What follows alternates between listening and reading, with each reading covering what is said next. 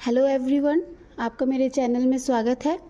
आज का चैप्टर हमारा होगा चैप्टर नंबर 1। ये सीबीएसई पैटर्न नहीं है, ये है बिहार बोर्ड का इंग्लिश का बुक है और इसे हम पढ़ेंगे आज। इसे पढ़ने से पहले हमने देखा है कि इस बुक्स में बहुत सारा प्रोज पोएट्रीज बहुत सारा दिया हुआ है। सबसे पहले हम इस चैप्टर को स्टार्ट करेंगे। इस चैप्टर का नाम है धर्म युद्ध। धर्म युद्ध जो है इस चैप्टर का नाम है। ये चैप्टर के बारे में हमने भी सुना होगा। आपको अगर याद नहीं है तो आप थोड़ा सा याद कीजिए, पीछे जाइए अपना मेमोरी में और ध्यान दीजिए। आपने महाभारत देखा होगा। महाभारत में जो है पांडव जो है अपने राइट्स के लिए, है कि नहीं, अपने हक के लिए लड़ते हैं, अपने राइट्स के लिए लड़ते हैं। इसलिए यहाँ वो क्या करते हैं, धर्म का युद्ध करते हैं। सेम उसी तरह इस प्रोज में भी हम वही चीज़ पढ़ने वाले हैं। इस चैप्टर का नाम भी यहाँ पे लिखा हुआ है धर्म युद्ध। लेकिन यहाँ पे जो राइटर है अर्जुन देवचंद्र, यहाँ पे राइटर का नाम क्या है, अर्जुन देवचंद्र। और फर्स्ट पैराग्राफ जो है यहाँ से यहाँ तक जो फर्स्ट पैराग्राफ है, यहाँ पे इस राइटर के नाम से ही, राइटर के बारे में ही हमें बहुत सारे चीज़ इसमें हमें जानने को मिलेगा। लेकिन ये जो राइटर है इस चैप्टर में वो क्या बताना चाह रहे हैं, मैं आपको पहले ये क्लियर कर देती हूँ। ये जो राइटर है ये हमें इस स्टोरी में पद्मा नाम की एक लड़की के बारे में बताने जा रहे हैं। एक जो पद्मा नाम की जो लड़की है वो एज में छोटी है, लेकिन वो अपने राइट्स के लिए, वुमेन्स राइट्स के लिए अपने माता पिता से ही कन्वर्सेशन करती है और लड़ती है, जिसके कारण इस चैप्टर का नाम धर्म युद्ध रखा गया है। तो इसको हम आगे विस्तार में पढ़ने से पहले सबसे पहले हम फर्स्ट पैराग्राफ को एक्सप्लेन करना चाहेंगे। आई होप आप लोग सबको ये वीडियो बहुत ज़्यादा अच्छा लगेगा। एंड अगर आपको अच्छा लगेगा तो प्लीज़ आप लाइक कीजिएगा, सब्सक्राइब कीजिएगा और ध्यान से सुनिए। सबसे पहले ध्यान से सुनिएगा, तभी आपको ये वीडियो समझ में आएगा।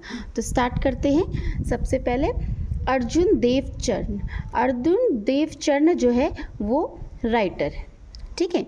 और ये पेशे से क्या है, Arjun Devchandra a teacher by profession. तो अर्जुन देवचंद्र जो है वो पेशे से क्या है, वो पेशे से टीचर है। Is basically a poet. लेकिन मुख्य रूप में वो कौन है, मुख्य रूप में वो एक पोएट है। पोएट मतलब कवि।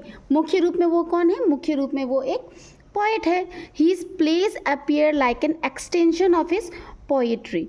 अब इनका जो प्लेस है वो विस्तार में पोइट्री के रूप में आता है। जैसे कि कविता वो लिखते हैं, कविता भी उन्होंने बहुत सारा लिखा है। The poet in him shows through his shorts. और उनके अंदर का जो पोएट है, उनके अंदर का जो कवि है, उनके शॉर्ट्स के माध्यम से दिखता है। The poet in him shows through his shorts मतलब उनके अंदर का जो कवि है उनके शॉर्ट्स के माध्यम से हमें दिखता है। क्रिप्स एंड पिटी लाइन्स मतलब है कि ये जो एक ऐसे कवि है जो एकदम सटीक, बोलते ना, प्रभावशाली, एक्सप्रेस इन क्लियर वर्ड। उनका लाइन्स इतना ज़्यादा प्रभावशाली होता है, इतना ज़्यादा सटीक होता है कि लोगों को बहुत आसानी से समझ में आ सकता है। And the song of the chorus in his play मतलब होता है लोक नाटक। और लोक नाटक जब भी वो करवाते थे या लिखते थे वो लोक नाटक के बारे में, तो उसमें उनका चॉर्स होता था, सॉन्ग्स ऑफ चॉर्स, जो हम ग्रुप में करते, वी नो ओनली, जो हम ग्रुप में करते। यहाँ पे लिखा हुआ है his first book of Rajasthani play. उनका जो पहला बुक था, कौन सा book, Rajasthani place, published in the last 17। कब पब्लिश्ड हुआ था, लास्ट 17 में, 17 के लास्ट में। Was receive rather indefinitely in the Rajasthani literature circle. और वो राजस्थानी लिटरेचर सर्कल में जाके रिसीव होता है। Till that time drama in Rajasthani had meant either some stories one act play on social issues. तब तक के लिए राजस्थानी में यहाँ पे सोशल प्लेज किया जाता है, मतलब नाटक। प्लेज मतलब होता है नाटक, सोशल इश्यूज़ के ऊपर। सोशल इश्यूज़ मतलब क्या होता है, टेल मी।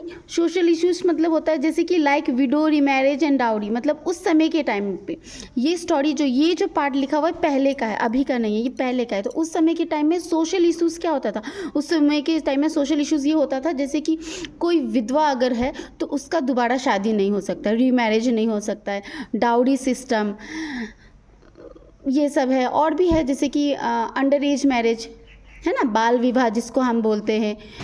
ये सारा बहुत सारा सोशल इश्यूज़ है, वो जो सोशल में जो प्रॉब्लम है आ रहे हैं हमारे सोसाइटी के, उसके ऊपर वो कविता लिखते थे या नाटक। ये 2 पार्ट इनका था।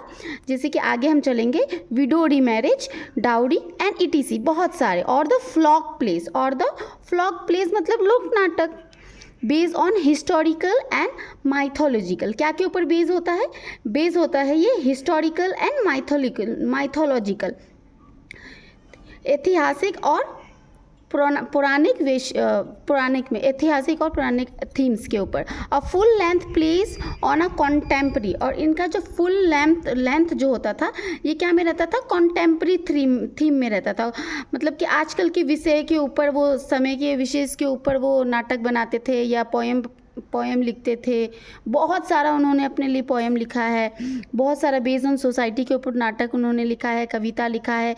He was very famous writer, was beyond conjectures. However, Arjun's arrival on the scenes is significant not only in the terms of dramatical literature. उनका जो significance था, उनका जो arrival था इस पार्ट में, जो उनका अराइवल था वो सिर्फ ड्रामेटिकल लिटरेचर को लेके नहीं था, but also the modern theatre. मतलब सिर्फ वो पहले की बातों को, पहले को सोशल इश्यूज़ को लेके नहीं बताते थे, लेकिन वो मॉडर्न चीज़ों के बारे में लोगों को जानकारी भी देते थे। मतलब पहले का भी और मॉडर्न का भी, ये दोनों चीज़ वो लेके चलते थे, इसलिए वो एकदम ज़्यादा स्पेशल्स थे, राइट। अर्जुन देव प्लेस इंक्लूडेड, मतलब अर्जुन देव ने बहुत सारा कविता लिखा है और बहुत सारा नाटक भी उन्होंने लिखा है। उनमें से कुछ है, और कुछ का नाम यहाँ पे ऑलरेडी मेंशन किया हुआ है, आप सब देख सकते हैं। ये जो है राजस्थानी नेम्स है, I think so Rajasthani names है, और इसका प्रोनाउंसिएशन थोड़ा सा अलग है, जो सुनने में थोड़ा सा अटपटा भी लगता है, लेकिन जो है सो हम पढ़ते हैं। 2 नाटक आचरा, ग्वाड़ी एंड संकौडियो, बोल महारी, मछाली, किट्टो पानी, धर्म योद्धा एंड मुगाती गाथा। Dharma Yoddha is the story of Pandav. Dharma Yoddha, जैसे कि हमने पहले कहा, धर्म योद्धा क्या है? स्टोरी है, किसके बारे में? पांडव। और पांडव कौन है? हम सब जानते हैं, महाभारत हमने देखा है।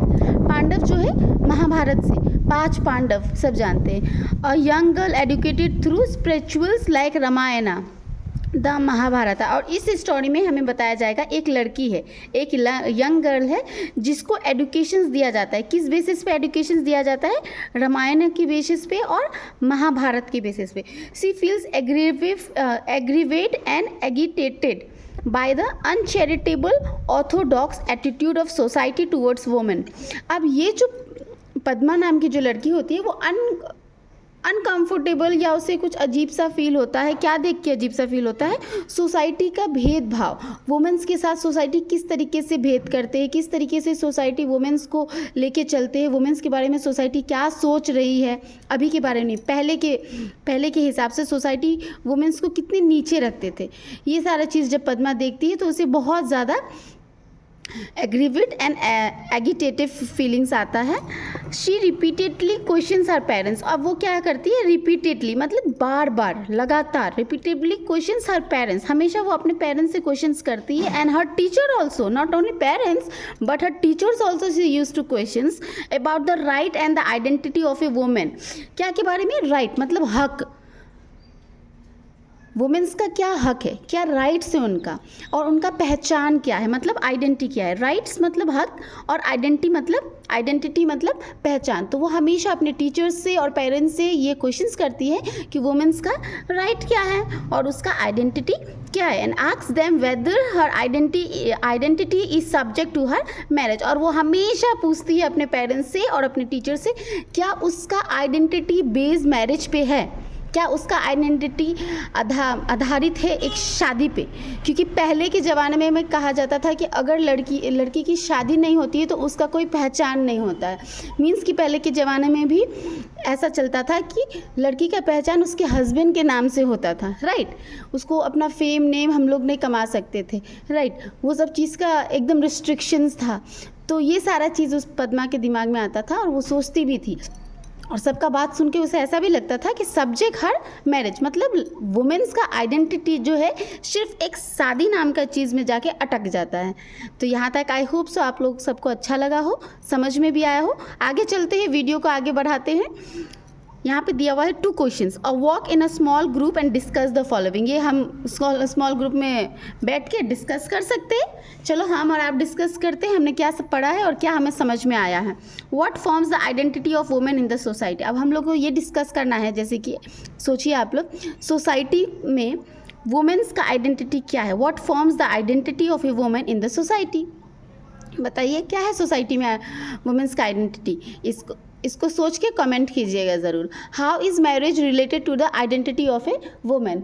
और मैरिज जो है रिलेटेड, मैरिज कैसे आधारित है वुमेन्स का आइडेंटिटी बनाने में, इसका भी आंसर्स आप कमेंट करके बताइएगा, है ना। चलिए नेक्स्ट हम लोग चलते हैं नीचे के पार्ट पे, जहाँ पे हमें पद्मा के बारे में पढ़ने को मिलेगा और Padma and her parents, Padma उसकी माँ और उसके पिता के बीच का कन्वर्सेशन हम लोग पढ़ते हैं। Let's start.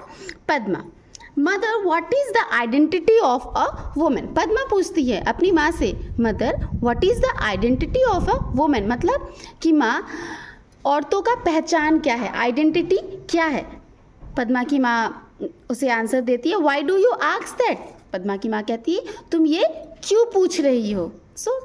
पद्मा का क्वेश्चन कितना अच्छा है, वो बस इतना ही पूछना चाहती है कि आखिर वुमेन्स का आइडेंटिटी क्या है, मतलब वुमेन्स का पहचान क्या है। बस छोटा सा क्वेश्चन है जो कितना बड़ा कन्वर्सेशन को क्रिएट करता है हम ये देखेंगे।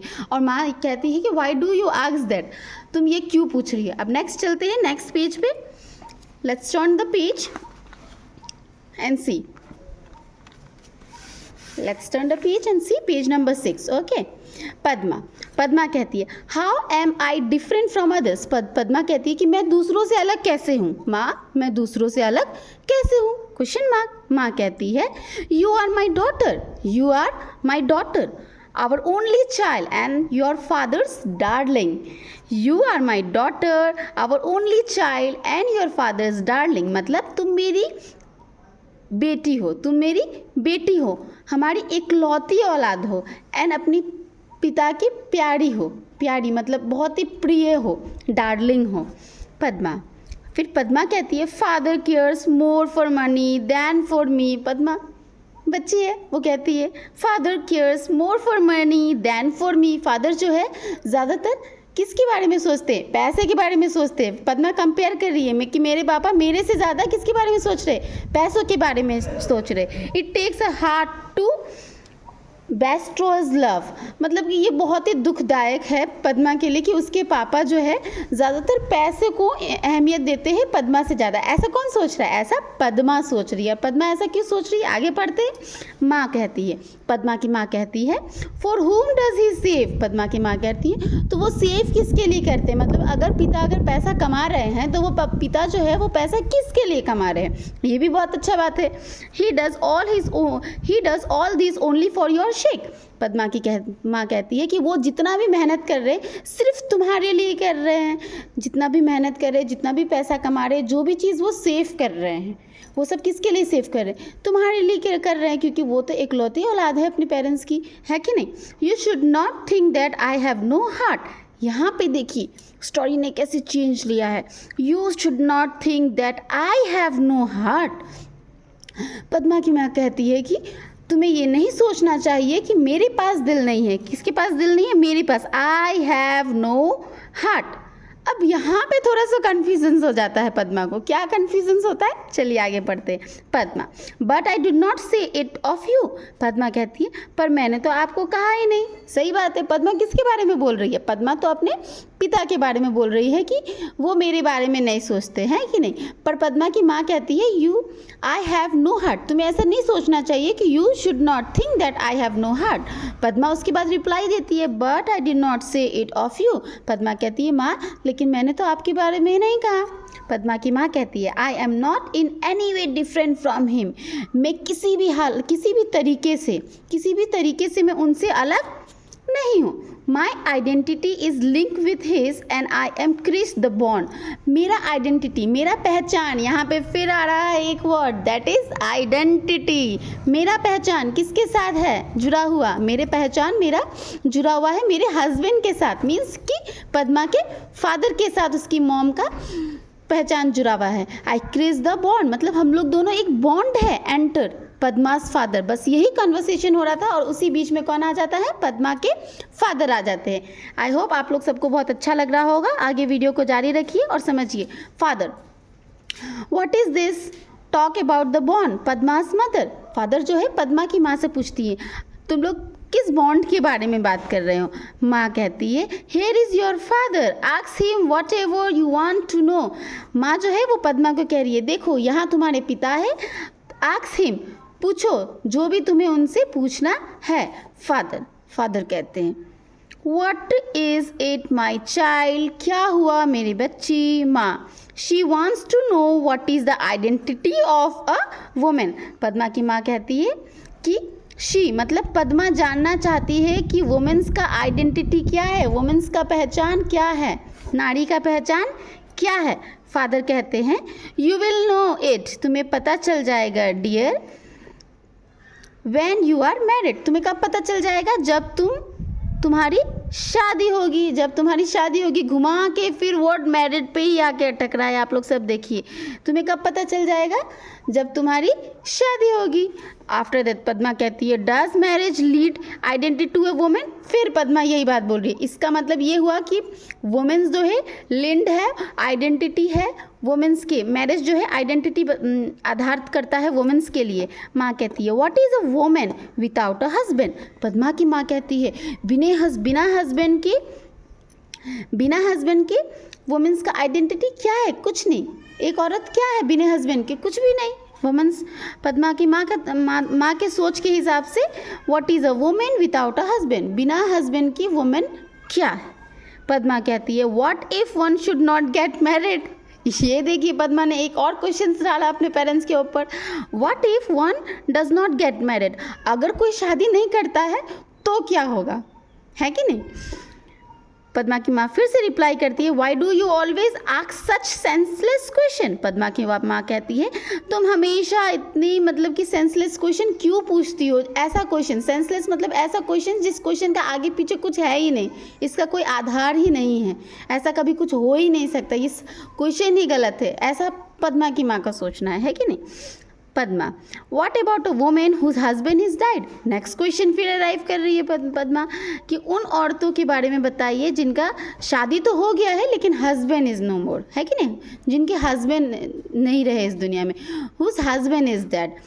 अब माँ कहती है, life is hell for her. See, माँ कहती है कि वैसे औरतों का लाइफ कैसा होता है, हेल होता है, मतलब हम लोग बोलते हैं ना जैसे कि ज़िंदगी जहन्नुम हो गई, लाइक उन लोगों को कोई भी चीज़ इंजॉय करने का राइट्स नहीं रहता है। पहले के ज़माने में विडो मतलब strict rule, they have no rights to enjoy the colours, they have no rights to enjoy eat what ever they wants, there is lots of restrictions, we can not think about that. हम लोग ये सब चीज़ के बारे में सोच भी नहीं सकते कि कितना ज़्यादा रिस्ट्रिक्शंस दिया जाता था विडो के ऊपर, है कि नहीं। जो औरत विधवा होती थी उनको कितना ज़्यादा बंधन में रखा जाता था, राइट। तो इसलिए पद्मा की माँ कहती है कि जिन औरतों का हस्बैंड नहीं रहते हैं उनका लाइफ जो है वो हेल हो जाता है, अकॉर्डिंग टू पद्मास माँ। Padma, that injustice. पद्मा कहती है, लेकिन ये तो सही नहीं है, ये तो इनजस्टिस है, ये तो रूल्स के खिलाफ है। माँ, you did not talk of justice and injustice hair.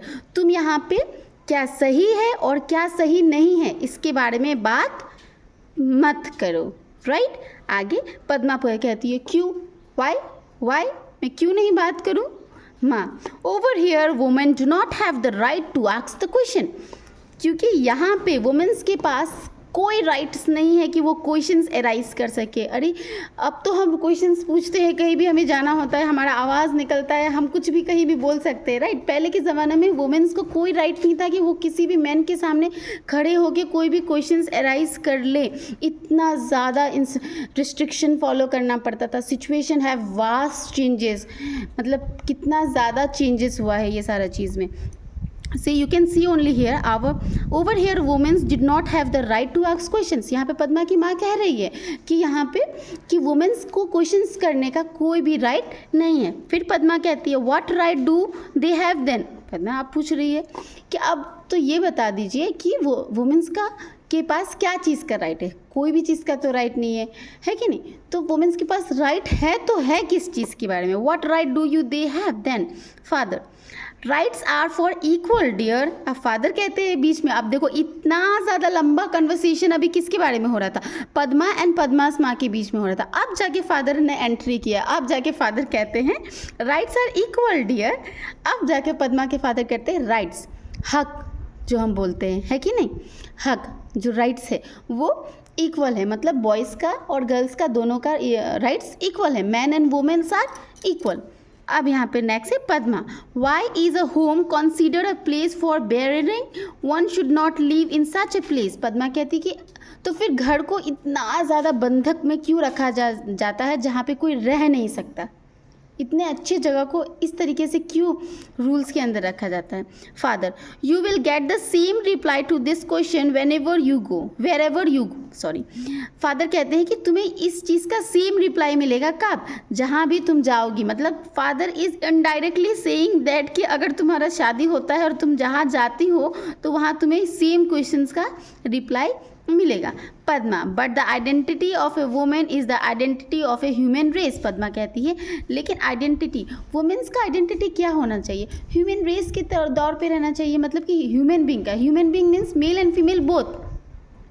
अगर मेल को कोई राइट्स मिल रहा है, कोई हक है उसका, कोई कहीं में अगर वो स्टैंड ले सकता है, तो वुमेन्स के पास भी वो पावर होना चाहिए, right? A society sense women, society women's को बहुत ज़्यादा प्रेरित करती है, बहुत ज़्यादा उसे स्टैंड लेने नहीं देती है, मतलब कामयाब भी होने नहीं देती है। इस तरीके से सोसाइटी वुमेन्स को ट्रीट करती है। Next, father, that's why they say that marriage lead this identity. Father कहते हैं, आखिर में सब फादर ने भी सेम चीज़ कहा, that's why they say that marriage lead this identity. इसलिए कहा जाता है कि मैरिज ही एक ऐसा आइडेंटिटी है जो शादी होने के बाद वुमेन्स को मिलता है, उसके बाद उसका लाइफ चेंज होता है, वहाँ से उसका ज़िंदगी स्टार्ट होता है। इनडायरेक्टली उनका इंडिकेशन इस बात पे है। Padma, so if a girl does not get married she has no identity.